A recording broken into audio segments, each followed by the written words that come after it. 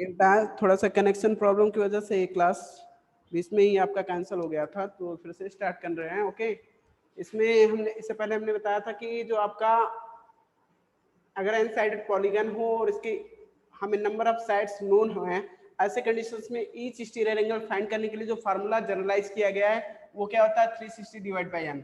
अब इन्होंने जो क्वेश्चन आस्क किया इसकी बात कर लेते हैं। Find the measure of each exterior angle of a regular polygon having 15 sides, यानी एक रेगुलर पॉलीगन है जिसके 15 साइड्स हैं, ठीक है, उसका ईच एक्सटीरियर एंगल फाइंड करना है। तो क्या करेंगे भाई, फार्मूला तो हमारे सामने है, उसी का यूज करना है।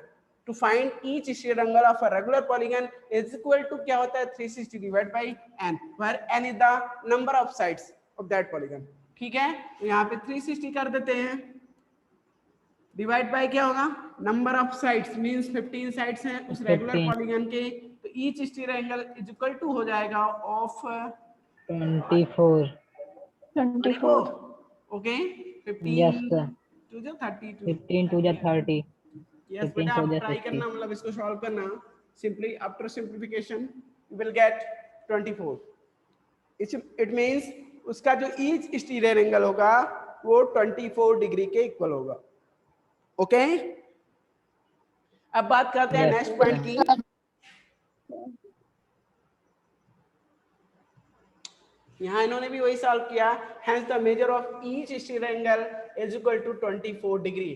Okay, because number of sides of that polygon is equal to 15 given था, और total sum of all the exterior angle is equal to होता है 360। उन सब का टर्म्स का यूज करते हुए इन्होंने each exterior angle फाइंड कर लिया। चलिए नेक्स्ट पॉइंट की बात करते हैं।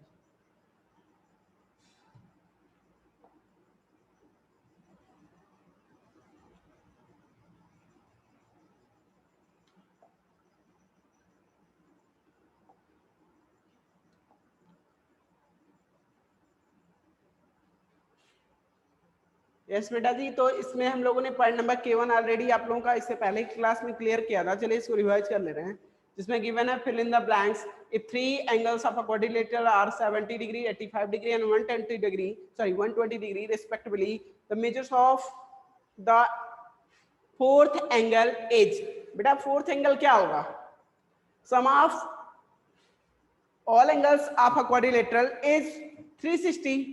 आप जानते हो किसी क्वाड्रिलेटरल के ऑल इंटीरियर एंगल्स का जो सम ऑफ होता है वो 360 के इक्वल होता है, उसमें से 3 एंगल्स नोन हैं, तो फोर्थ एंगल फाइंड करने के लिए क्या करोगे 360 minus all the 3 angles, sum of all the 3 angles, यानी 70 प्लस 85 प्लस 120, टोटल कितना होगा यहाँ पे 360 तो रहेगा ही, माइनस क्या करना है इसमें ये टोटल, तो 190 हो गया और ये हो जाएगा 275, है ना।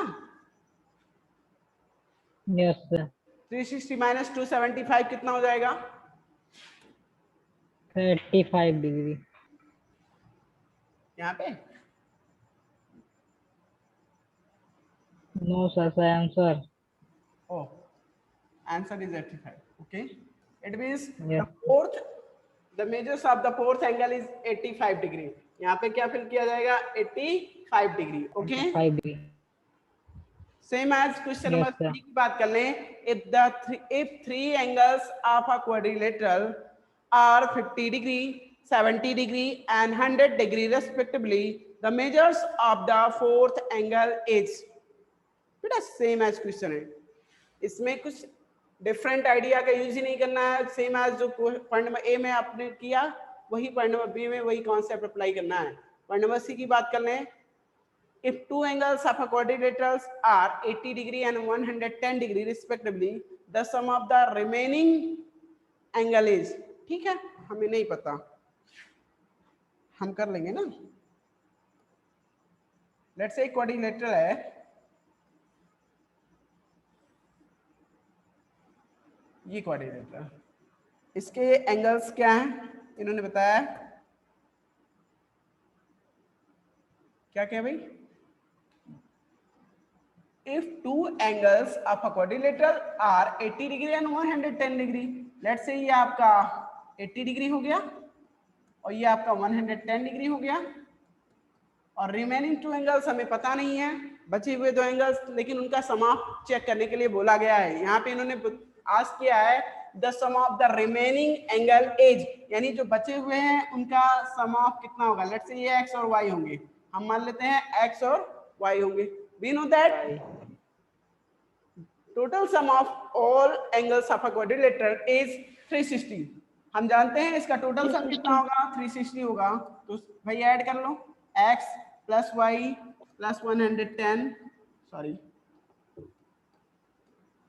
प्लस 80, ये टोटल सम हो गया इज इक्वल टू किसके कर दे भाई 360 सर टोटल होता है। ये इसको होल्ड करो बिकॉज इसी का सम फाइंड करना है x प्लस वाई, ऐसे ही रहेगा।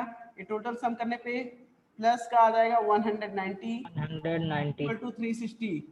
अब क्या करोगे, हमें x प्लस वाई ही तो फाइंड करना है, sum of remaining angles is equal to हो जाएगा ये 190 ट्रांसफर होगा इन आरएचएस, तो हो जाएगा 360 माइनस 190 इज इक्वल टू कितना हो जाता है, क्या रिमेन्स होगा यहाँ पे 270। Yes, it means the sum of remaining two angle is equal to 270। okay, बात समझ में आ रही है? Yes, 170। okay,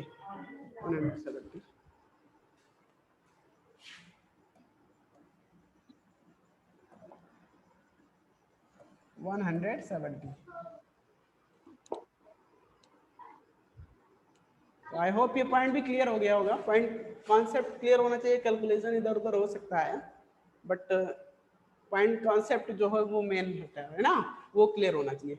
point number D की बात कर लें, two angles of a quadrilateral are 65 degree each and the other two angles are equal to each other, find the measure of each of the two angle is। चलो इसको भी यहाँ पे मैं इन ब्रीफ क्लियर कर दे रहा हूँ थोड़ा सा शॉर्ट टाइम में, है ना। सबसे पहले हम बात कर लें क्वाड्रिलेटरल इन्होंने कहा है, तो ठीक है सर, ये क्वाड्रिलेटरल हो गया। इसके इन्होंने कहा if two angles of a quadrilateral are 65 degree, यानी इन्होंने कहा सर एक क्वाड्रिलेटरल के जो टू एंगल्स हैं वो 65 डिग्री के हैं। लेट्स से ये 65 का हो गया, ये भी आपका सर 65 का हो गया। अब बचे हुए दो एंगल्स क्या हैं उसके बारे में स्टेटमेंट दिया गया है, and the other two angles are equal to each other, यानी जो बचे हुए दो एंगल्स हैं वो एक दूसरे के इक्वल हैं। लेट्स से यहाँ पे बात कर लें तो एक एक्स है तो दूसरा भी सर एक्स ही होगा बिकॉज ये दोनों इक्वल हैं एक दूसरे के। Yes, same concept same formula, मतलब आप क्या करना टोटल सम ऑफ करके 360 के इक्वल कर देते हैं, उसके बाद जो आएगा 65 plus 65 plus x plus x, ये sum of all the four angles हो गया of a quadrilateral is equal to करेंगे 360 एक्स प्लस एक्स 2x और ये 65 कितना हो जाएगा 130। ये ट्रांसफर कर दो 360 माइनस 130। ओके, अब यहाँ से क्या आएगा सर 230 और x इक्वल टू बात करें तो ये मल्टीप्लाई में दैट साइड ट्रांसफर करने पे डिवाइड हो जाएगा। इट मींस यहाँ से क्या होगा 2 1 जा 2 115 1 जा 2 देन 2 5 जा 10 115 degree. Measures of each of the two angle is 115 degree, यानी अगर उस दोनों एंगल्स के मेजर्स की बात करें तो 115 डिग्री होगा। ओके, जो इक्वल्स हैं, जो इसके बारे में हमें पता नहीं था। बात समझ में आ गई? Yes sir. चलिए नेक्स्ट पॉइंट की बात करेंगे।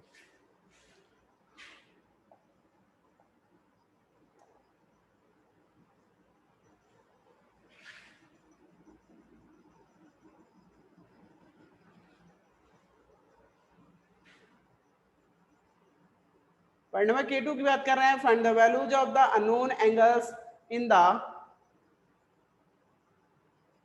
क्वाड्रिलेटरल्स। ओके, मतलब यहाँ पे जो अननोन एंगल्स हैं उन्हीं के बारे में बताना है। देखिए इसको फिगर को थोड़ा सा यहाँ पे स्कैनिंग प्रॉब्लम की वजह से क्लियर नहीं है, मैं इसको क्लियर कर दे रहा हूँ फिगर एग्जैक्टली है क्या।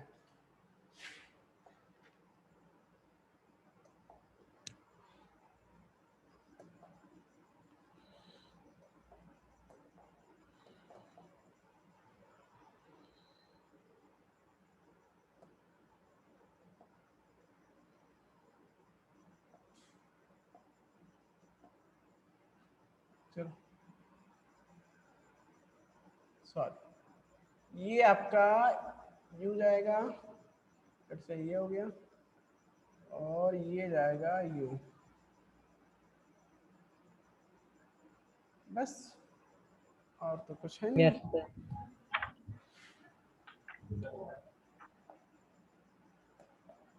अब बात करते हैं यहाँ सर, शायद मुझे लग रहा है 60 डिग्री है यहाँ पे। Yes, measures sir. Of this interior angle is 60 degree. Okay, अब हम बात करेंगे यहाँ पे जो अननोन एंगल्स हैं।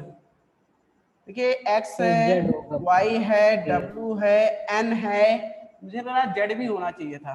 कहीं जेड है कि नहीं है? Sir. होना चाहिए Yes, था, तो sir. हम मान 60. लेते हैं यहाँ पे है, यहाँ पे लाई कर रहा था जेड, इस पॉइंट पे, इस इंटीरियर एंगल पे, या यहाँ पे लाई कर रहा है, कहीं भी मान सकते हो आप, ये मान लेते हैं। ठीक है, ये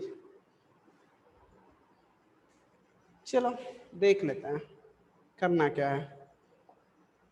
आपको ईच अननोन एंगल्स जो हैं ऑफ दिस क्वाड्रिलेटरल, इसको फाइंड करना है।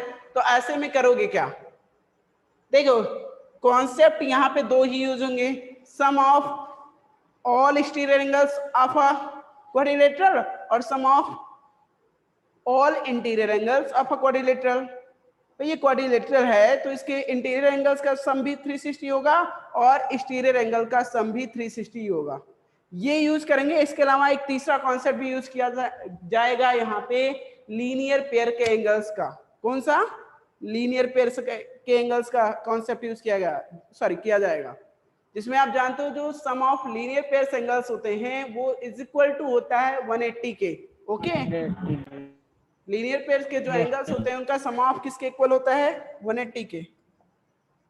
लेट्स से यहाँ पे ऐसे कोई पॉइंट है, यहाँ पे इसी पॉइंट पे डिफरेंट एंगल्स फॉर्म हो रहे हैं, ये x और y है, तो x प्लस वाई किसके इक्वल होता है सर? 180 के। ये लीनियर पेयर के एंगल्स का सम ऑफ होता है। ठीक है, तो ऐसे कॉन्सेप्ट का यहाँ पे यूज करेंगे। इन्होंने कहा सर सबसे पहले हम बात कर लें इस n के लिए, जो n अननोन है इसकी बात करें, तो हम इसके लिए फार्मूला जनरलाइज करेंगे, sum of all interior angles of a quadrilateral. अगर n फाइंड करना है तो sum of all interior angles of a quadrilateral, इस फार्मूले का यूज करेंगे। ठीक है, आप जानते हो n plus 120 plus 80 plus 60 is equal to 360। Sir n unknown है, तो ठीक है n अननोन है, n टोटल सम कर लो कितना आएगा इसका? 260 हो जाएगा, यानी 360 divide minus 260 is equal to 100। क्या आ जाएगा? n is equal to 100। Is it equal to 100? Okay, it is equal to 100। ये बताइए बात समझ में आ रही है? Yes, sir. Yes, sir. अब हम बात करते हैं नेक्स्ट पॉइंट की, y की बात कर लें, एक्स वाई की कुछ भी आप बात कर लो, अब तो सारे क्लियर हो जाएंगे। ये इंटीरियर एंगल्स हमने फाइंड कर लिया। अब आप कुछ भी फाइंड करना हो, जैसे मान लीजिए हम लीनियर पेयर एंगल्स का यूज करेंगे सर, यहाँ पे किसी भी एंगल अननोन एंगल को फाइंड करना है तो वहाँ पे linear pair, let's say x की बात कर लो, इस पॉइंट की बात कर लेते हैं, यहाँ पे इस पॉइंट की बात करें तो आप जानते हो ये जो यहाँ पे ये एंगल्स लीनियर पेयर एंगल्स हैं, 120 एंड एक्स कौन से फॉर्म में है, कौन से पेयर के एंगल्स हैं? लीनियर पेयर के एंगल्स हैं, क्योंकि एक ही लाइन पे लाई कर रहे हैं, एक ही लाइन के एक ही पॉइंट पे लाई कर रहे हैं ये दोनों एंगल्स। ठीक है, तो यहाँ पे हम इसका यूज करेंगे 120 plus x is equal to 180। भाई x is equal to 180 minus 120, ये प्लस ट्रांसफर हुआ माइनस हो गया, तो ये आ जाएगा 60 डिग्री। x की वैल्यू आ गई 60। सेम है जब आप बात कर रहे हो सर y के लिए, तो देखो y plus 80 is equal to 180, it means y is equal to 180 minus 80, तो कुल मिला के y भी 100 आ गया सर। y कितना आ गया? 100 आ गया। 100। अब बात कर लें सर z, तो z plus 60 is equal to 180, तो डायरेक्ट कर दे तो z इज इक्वल टू कितना आ जाएगा? 120। बात समझ में आ रही है? Yes, sir. Yes, sir. अब बात कर लें सर डब्लू की। अभी हमने सारे फाइंड कर लिए, अभी डब्लू रह गया रिमेंस से। तो डब्लू की बात करेंगे तो डब्लू भी चलिए सॉल्व कर दे रहे हैं। W plus N, W plus N equal to कितना 180 होगा यहाँ भी। मैंने वो sum of all exterior angles का कॉन्सेप्ट यूज ही नहीं किया। आप चाहो तो कर सकते हो, नहीं चाहो तो ना करो, ठीक है। बट यहाँ पे ये कंडीशन है कि ये लीनियर पेयर के एंगल्स के फॉर्म में होना चाहिए। अगर बाई चांस ये जेड यहाँ ना होकर यहाँ होता तो फिर प्रॉब्लम हो जाती। समझ रहे हो ना मेरी बात? अगर ये बाई चांस ये जेड यहाँ पे ना होकर यहाँ पे लाई कर रहा होता, फिर आस्क किया गया होता find the angle of measures of angle Z, तो वहां पे प्रॉब्लम होती। लीनियर पेयर का कॉन्सेप्ट नहीं यूज कर सकते थे, बिकॉज जो ये एंगल है ये अपोजिट एंगल्स हैं। कौन से अपोजिट एंगल्स हैं? वर्टिकली अपोजिट एंगल्स हैं, ठीक है। तो वहां पे दूसरा कॉन्सेप्ट यूज होता, वो थोड़ा सा सेंस का यूज करना रहेगा आप लोगों को।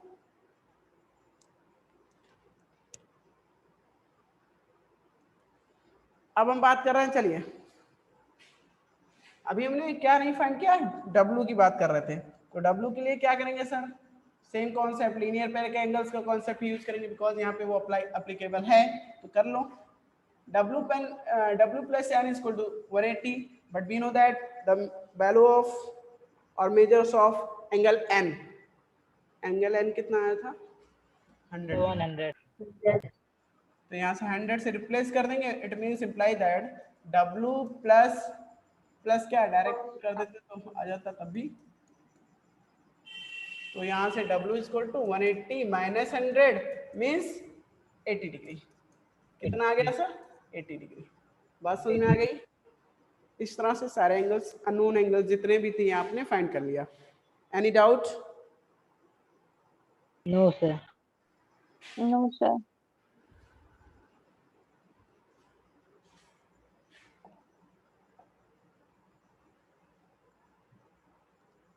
चलो नेक्स्ट पॉइंट की बात कर लें। K3 में इन्होंने कहा sir in a polygon if the measures of each of the 4 exterior angles are unequal the polygon is. हाँ बेटा जी, इन्होंने कहा एक पॉलीगन है जिसके ईच स्टीरियर एंगल अनइक्वल हैं। ईच स्टीरियर एंगल जो है वो अनइक्वल है बेटा जी। तो ऐसे में वो पॉलीगन कैसा होगा? स्टीरियर एंगल Irregular. इर्रेगुलर। कैसा होगा? इर्रेगुलर। बिकॉज हम जानते हैं रेगुलर जो पॉलीगन होता है उसके ईच स्टीरियर एंगल इक्वल होते हैं, बट यहाँ पे ईच स्टीरियर एंगल अनइक्वल है। So we can say it is an irregular polygon. Okay, it is an irregular polygon. Now point number 1 की बात करेंगे, जिसमें कह रहे हैं answer the questions with the help of given figure. यहाँ इन्होंने फिगर दिया है if angle A equal to 70 degree, और ये साथ में ये इंफॉर्मेशन दिया गया है। इस फिगर के साथ इंफॉर्मेशन दिया है angle A equal to 70 degree. ये फिगर कहाँ पे है? ये है आपका फिगर। इस फिगर की बात कर रहे हैं। चलो इसमें बहुत सारे एंगल अननोन हैं जो लेटराइज किए गए हैं, A B C and D. इस तरह से इनको वेरिएबल्स के फॉर्म में रिप्रेजेंट किया गया है। A B C and D angles unknown angles हैं, इन्हें फाइंड करना है। और no A B C D क्या सारे अननोन है? 1 2 3 4 भी तो अननोन है, कांस्टेंट फॉर्म में गिवन है, तो कैसे ये भी अननोन एंगल्स है। तो ठीक है, एक पता हो जाएगा तो सारा निकाल लोगे। कैसे सर? लीनियर पेयर एंगल का कॉन्सेप्ट हमें पता है, उसका यूज करते हुए हम सारा निकाल लेंगे। हम इस फिगर में ही क्लियर कर दे रहा हूँ, अब मैं तुम्हें अलग से समझाने नहीं जा रहा हूँ। ये सर 70 डिग्री, ठीक है सर, हमें इतना तो दिया ही गया था। आगे क्या करेंगे? इस एंगल 1 की बात कर लें। किसकी बात करेंगे? एंगल 1 की। तो एंगल 1 कितना हो जाएगा? 710. अरे भाई ये 180 के फॉर्म, मतलब लीनियर पेयर के एंगल से, तो a + 1 = 180 होना चाहिए। ये 70 है तो ये 110 हो जाएगा। ठीक है सर, और क्या बात कर रहे हैं? एंगल 1 इन्होंने आस्क किया था, पॉइंट नंबर ए में आस्क किया गया था angle 1 is equal to 110 degree. हमने अभी फाइंड किया किसके इक्वल है? 110 डिग्री के इक्वल है। ठीक है, अब बात करते हैं नेक्स्ट पॉइंट की। बेटा इन्होंने आस्क किया है the sum of angle 1 2 3 and 4 is, बहुत ही इजी है भाई। 1 सॉरी कहाँ पे 1 2 3 4 sum of all exterior angles is equal to कितना होता है 60 डिग्री। 360 डिग्री। इसमें तो कुछ सोचना ही नहीं है, अपने को पहले ही क्लियर किया है। हम जानते हैं सारे एंगल्स एक्सटीरियर एंगल्स का सम करने पे ये 360 के इक्वल हो जाता है, तो ठीक है हम 360 के इक्वल कर देंगे। अब बात करते हैं sir angle 2 plus angle B, ये क्या है भाई एंगल 2 प्लस एंगल बी। हाँ तो ठीक है, इसके बारे में क्या कहोगे? एंगल 2 प्लस एंगल बी क्या होगा? 180 डिग्री। लीनियर पेयर के एंगल से सर एंगल 2 जो है और एंगल बी जो है ये दोनों ही लीनियर पेयर के एंगल्स हैं, सो इसका सम कितना होगा 180 होगा। कितना होगा 180। बात समझ में आ रही है? Yes sir.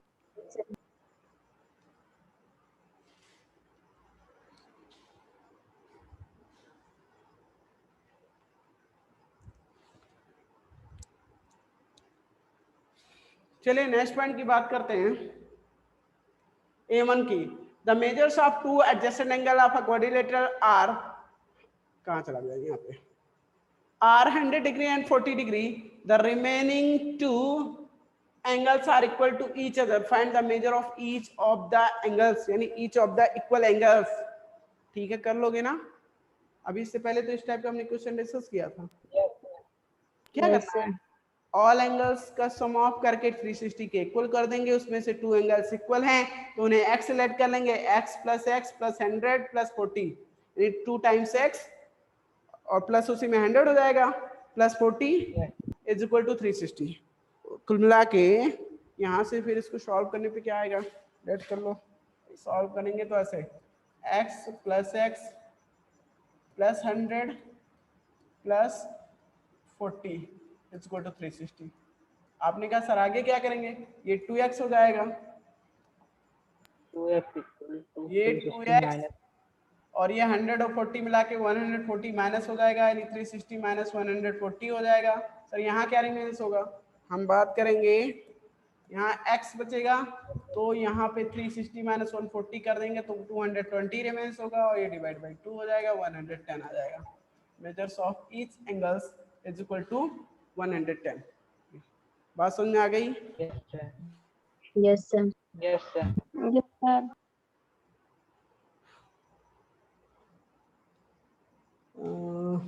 अगर बाय चांस कोई क्वेश्चन डिस्कस कर रहा हूँ ठीक है तो बीच में कैंसिल होता है, क्लास ओवर होता है, तो आप लोग ज्वाइन कर लीजिएगा, क्वेश्चन क्लियर कर देंगे तभी, ठीक है?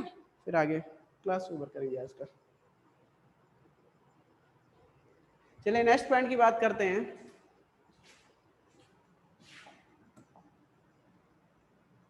इन्होंने कहा A2 में दिया गया है भाई the angles of a quadrilateral, ठीक है, सारे एंगल्स एक वेरिएबल्स के फॉर्म में रिप्रेजेंट किए गए हैं और आप जानते हो इसका टोटल सम जो होगा वो 360 के इक्वल होगा। वहां से इस वेरिएबल की वैल्यू फाइंड कर लेंगे।